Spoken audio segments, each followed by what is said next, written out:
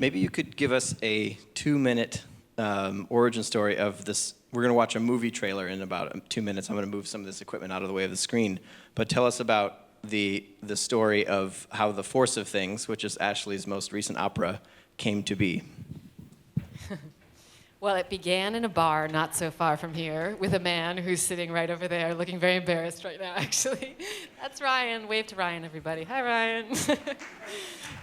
Ryan's an incredible saxophone player and a dear friend. And we had just, the conversation first started in 2014. We had just collaborated together at the Darmstadt Music Festival in Germany.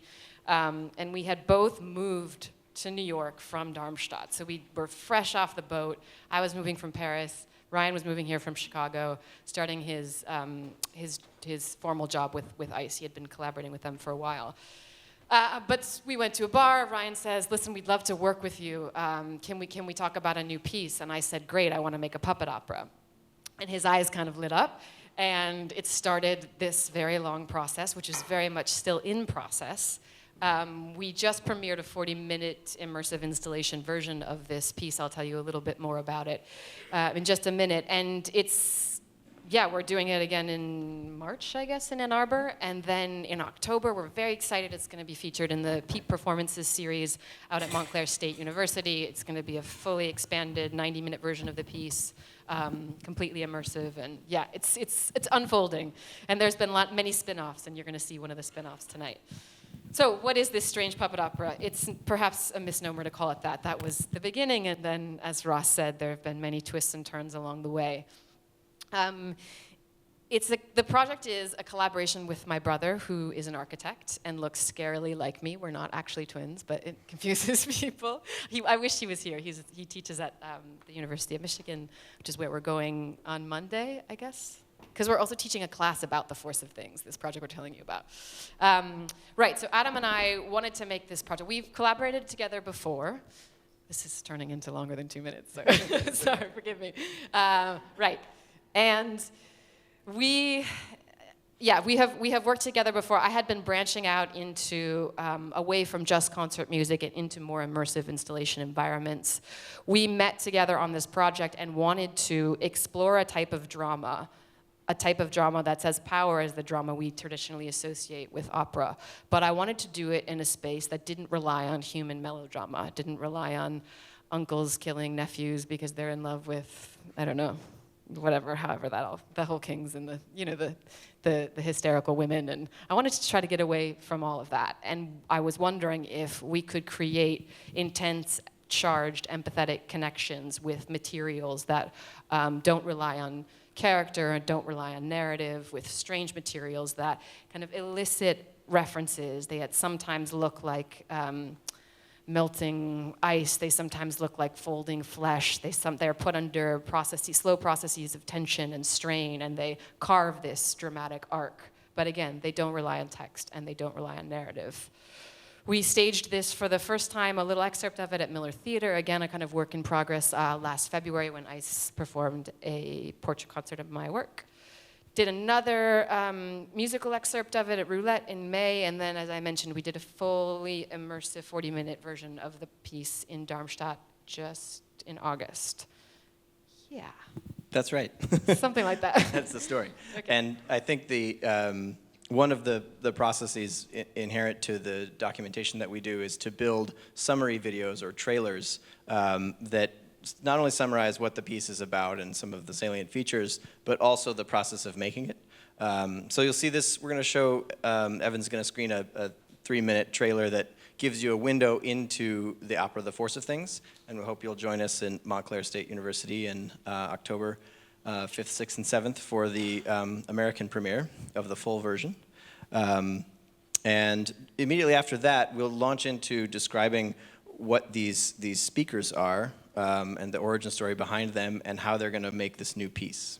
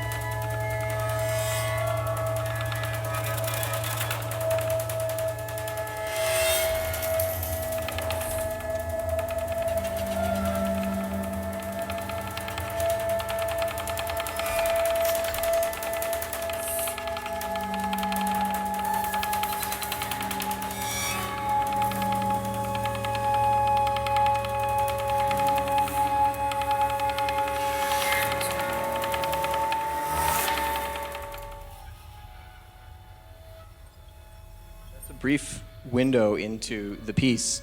And Evan, if we could just have the next image, I want to sort of tell the story of how this piece got from here, which is Adam Fury's scale model of the set design of The Force of Things. He made a model that was roughly a meter by a meter and fully to scale, with the idea that the audience would be seated on the floor, looking up into a canopy of sound makers and visual sort of kinetic puppet sculptures. And the next slide shows the result, which is at the Darmstadt Festival, where you can see these paper walls and these silicone hides that are stretched to their absolute maximum tension by boat winches. And all of those objects and forces have an interesting story behind them. Rather than go into all of their stories, I think we should jump right into the sort of heartbeat of the piece, which are these subwoofer speakers. So maybe you can join me on the stage in the chair or up here in the.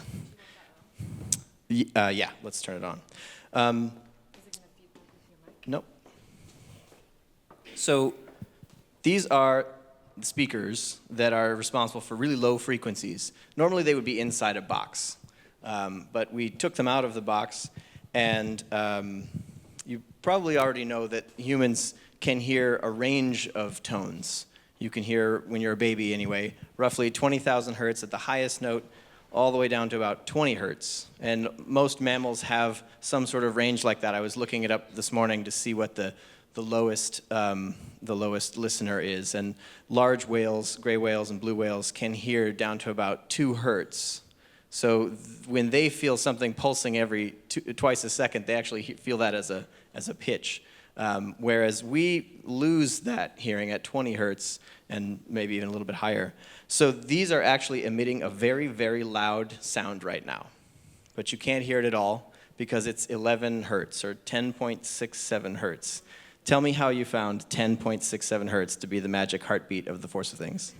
It was just about 4 a.m. in Hanover, and I was trying to find the right frequency. But so right for me was I was looking for a pace of fluctuation that created. I think the image I had in my head was like a hummingbird drum corps. Like imagine, just like had the energy of those amazing bands in the South. You can probably rock a mean drum corps, Ross. Yeah. Right. So it was this process of empirical research, really. I was placing different objects on the subwoofer. I was changing the frequency of the sine tone going into it, the frequency of that fluctuation, and looking for the sweet spot where it felt metric, it felt engaging, it was slow enough that we could pick up on the intricacies of the rhythm. If it gets any faster, it starts to just be like more white noise chaos. So it's a happy medium between something that will destroy the speaker, which we've discovered early in the process.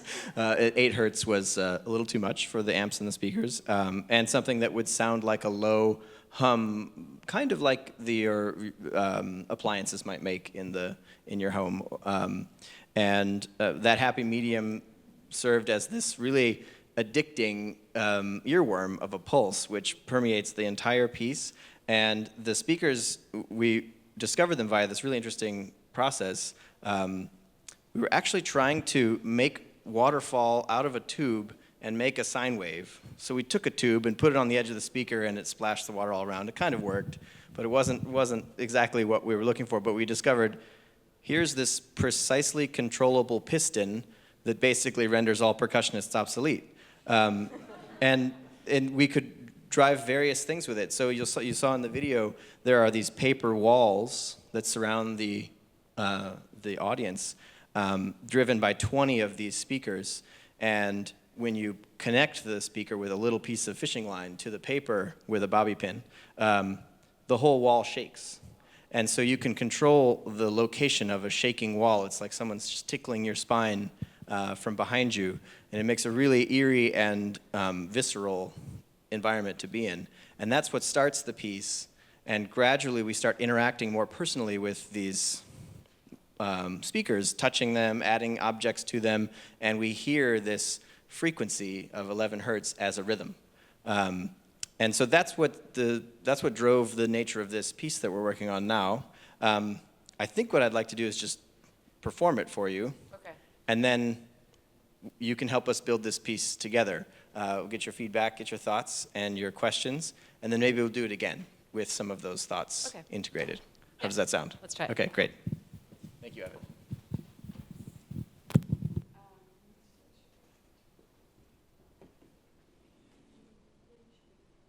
I'll just do a quick check. Yeah.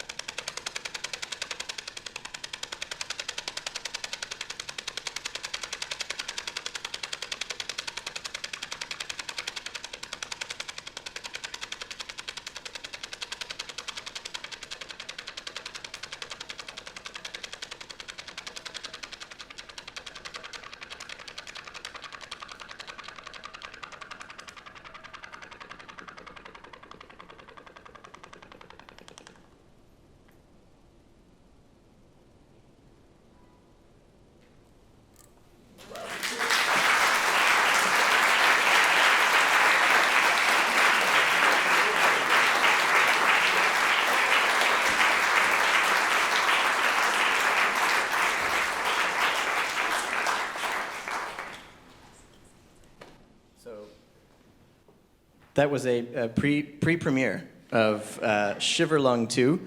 And you may, I don't know if any of you were at the Lincoln Center out of doors micro concerts as a part of the Mostly Mozart Festival. Levy and I did a pre-premiere of the piece there, which was another exploration where we were dumping objects into the speakers and pouring them from one to the other. It felt a little bit like cooking with subwoofers.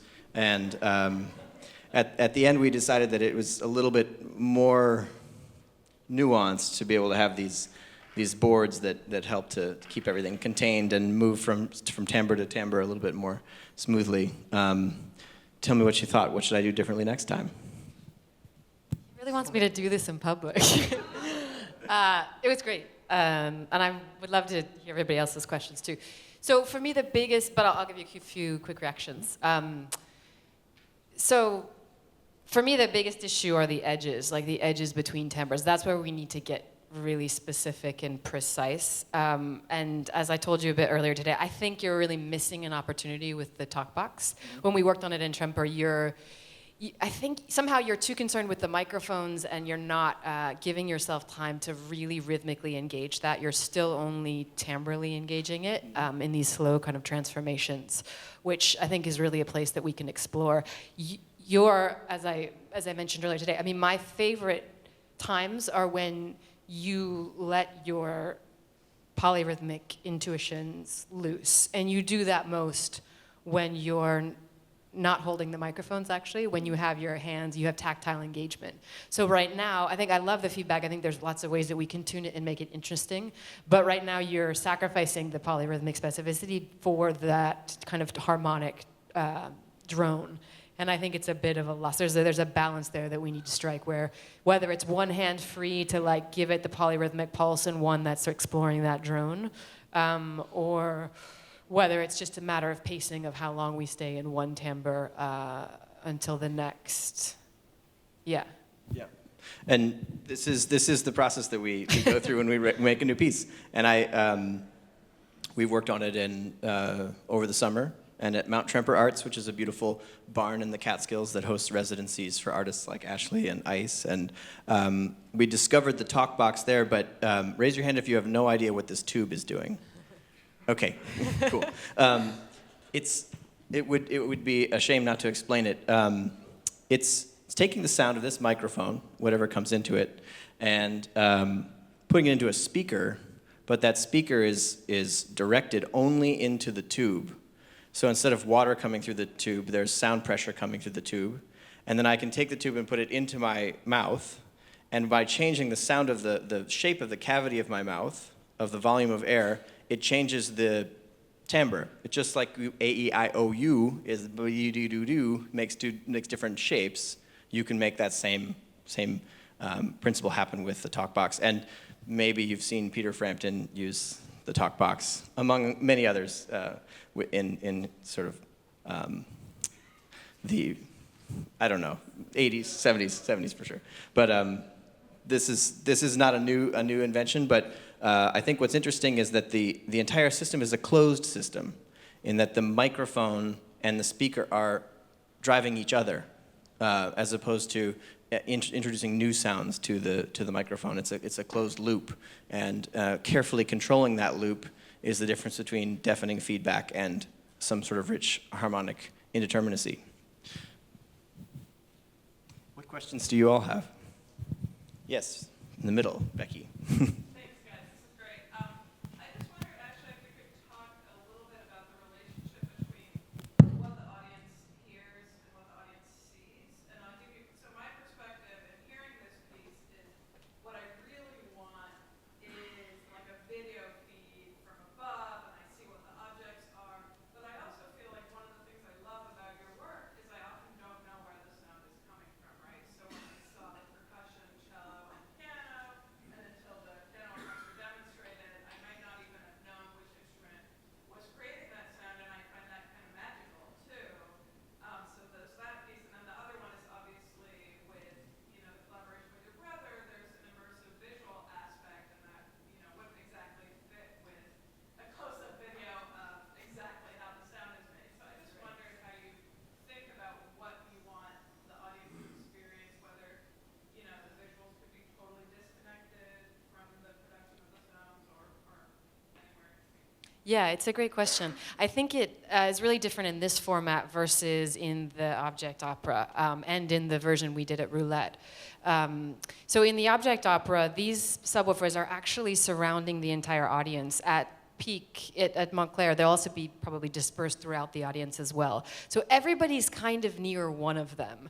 Some of them are sort of a far-off sonic phenomenon, but then you feel it coming a little bit from over your left shoulder, and you're close enough to see these hands just barely trace the surface of the subwoofer and to start to understand that relationship. In the solo version, we've talked a lot about actually trying to find a way to give visual access.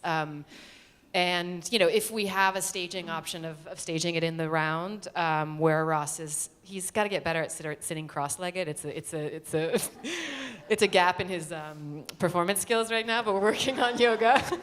But so he could sit on the floor so everybody can see it from above. Or we've talked a lot about live feeding it. It's a little bit the tension we talked about earlier with the program note. How much do I let you in, and how much? But I think that for me, ideally, and this is true when I experience artworks as well.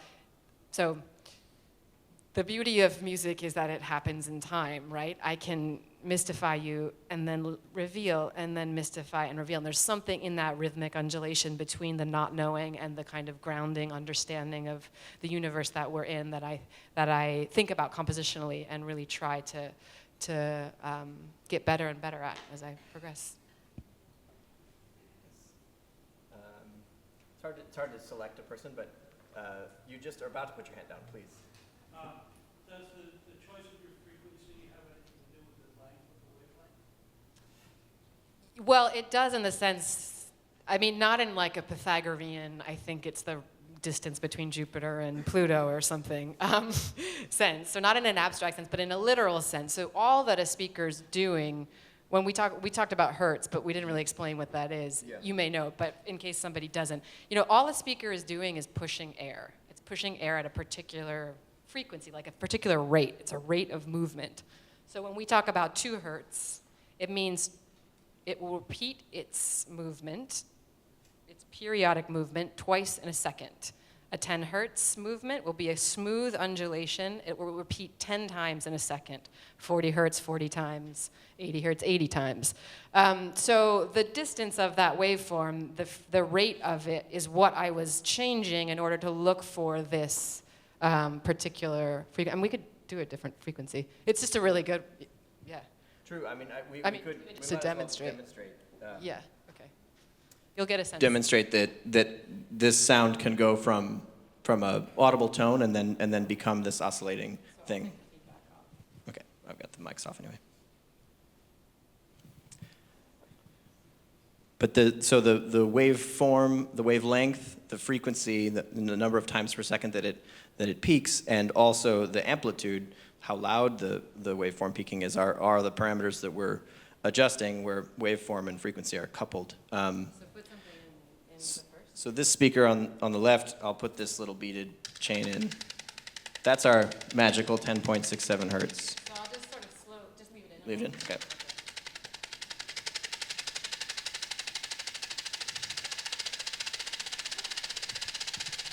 So that's actually only 15 hertz. We still can't hear it, but it's so fast that for me it somehow loses some of that hummingbird drum corps specificity in the polyrhythms. And if you leave it in, I'll bring it into the realm of the audible.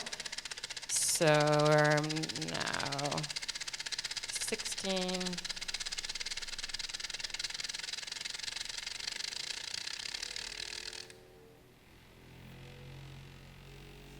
Now we hear it, right? And I think you could take it to 100 hertz or whatever, and Yeah. and that would be a tone, a singable tone. So that's the physics and the mechanics of the speaker at work. Hopefully that helps to answer your question. Yes, please. Yes, in the blue shirt. Yeah. You talked a lot about sound, and I'm curious what your thoughts are about form and time. Lots of us look to harmonic progression and cues about form and patterns of rhythm or themes and all that kind of thing. Right. But how do you think about organizing the material in time? Yeah. Just repeat the question for everybody.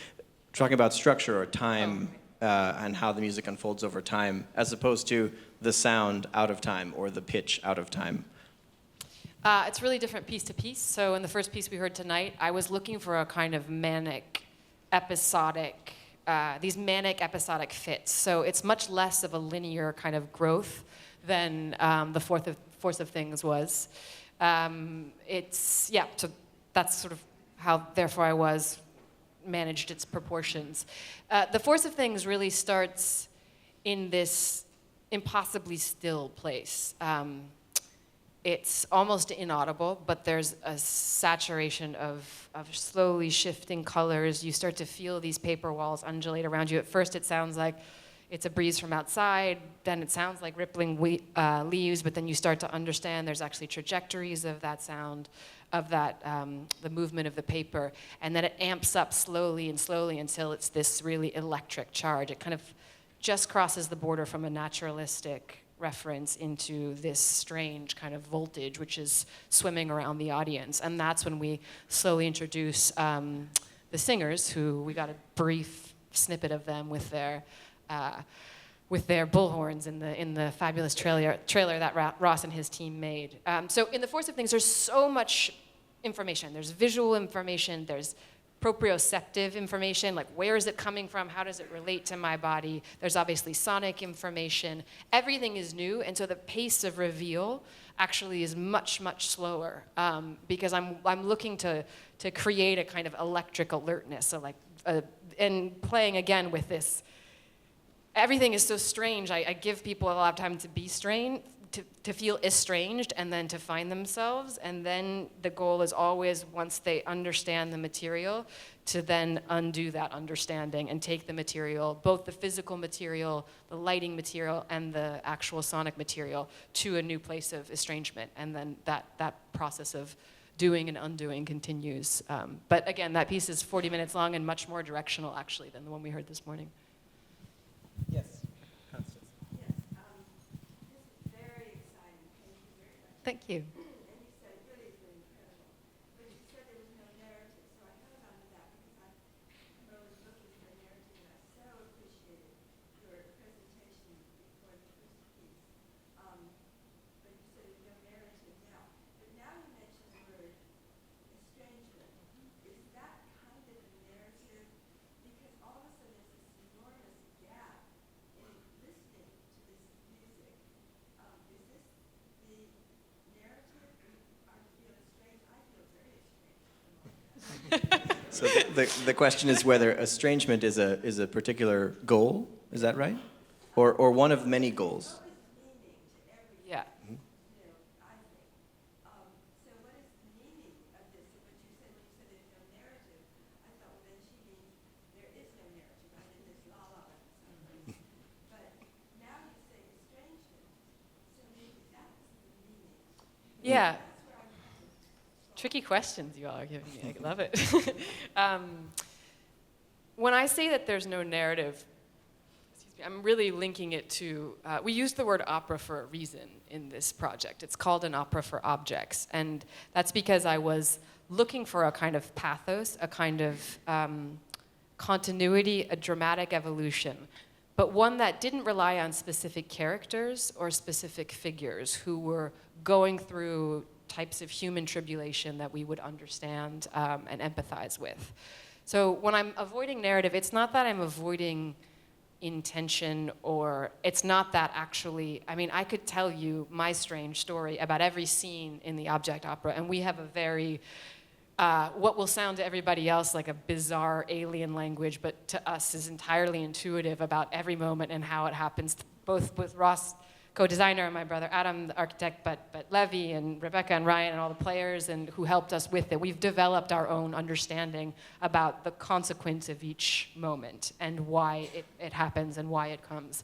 I think even in Therefore I Was, though, you know, it's not so much a narrative in the sense that I'm, you know, describing my grandmother waking up and then trying to brush her teeth and then trying to get to breakfast. It's more that it's a psychological territory that I'm kind of clawing through and crawling through and inhabiting. And there is a really specific territory in The Force of Things. We are trying to explore this kind of collective violence. It's a very intricate, every single object, every single piece of the infrastructure has causes and effects that it doesn't intend that spawn these alien other effects. And everybody is kind of imbricated in this vibrating, very volatile, very fragile web that is at one time seductive and at another time really terrifying, actually. And so, yeah, we can talk for hours about, and I think I almost started earlier, and that's why I stopped myself. But again, like, I would love for you to come, I hope that you walk away from that piece feeling full of meaning, but it's not a meaning of characters undergoing trauma. It's a rich, charged, cathartic experience that hopefully just always teases the edge of your language's ability to describe it and to name it. Yes, please. There was a moment towards the end when you were lifting one of the boards where the string or the beads was sort of vibrating in a way. It was really great. Yeah. How did you discover that? Well, this has mostly because of Ashley's earlier work, Tripwire, which takes oscillating servo motors and allows them to create the sine wave on pieces of elastic rope. And in each of these, actually, there's a bobby pin taped to the cone of the speaker, and so we can take a piece of chain like this, and maybe you can fire it up. It's hard to see without lighting it properly, so that's why we didn't have it in this version, but by holding you can start to see the waveform. If I get just the right tension and just the right distance, it'll start to dance. So you can start to see it there. So this is, to answer Becky's question, this is the future of this piece. When you can light it from the side, you can see these beautiful sinusoidal shapes. And by pulling at different tensions, you start to get the nodes, you're creating harmonics. So it's a visual demonstration of the physics of sound. So imagine Stay tuned. Imagine those 40 feet high and surrounding you and whipping around you in these intricate choreographies of vibration. And it's actually, so it's the exact same principle. If you zoomed into a cello string as it's being bowed, when you can access different harmonics above the frequency, it's the same principle of, selecting nodes and changing curvatures. Does that help? Yes. Okay, great. Yes, in the green shirt. I'm curious if you thought about lighting. I'm curious if you thought about having participate in the dark or something like that, where the sound changes but for an audience to see what's going to happen. Have you thought about any of this being in the darkness, pitch black, maybe, so that you can't tell what's happening? Do you mean this particular piece or the? This idea in general, Yeah, we definitely explore a lot of darkness in The Force of Things, and that's again when I think about.